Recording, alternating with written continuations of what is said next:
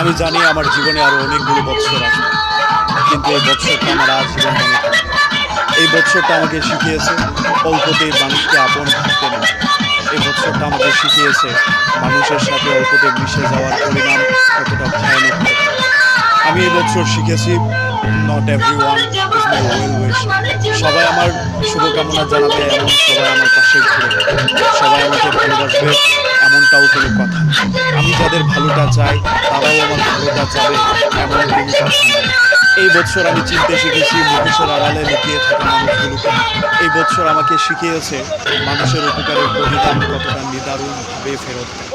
এই বছর আমি অনেক কিছু হারিয়েছি, বন্ধু হারিয়েছি, বিশ্বাস হারিয়েছি, ভালোবাসা হারিয়েছি, এমনকি নিজেকেও হারিয়ে ফেলেছি।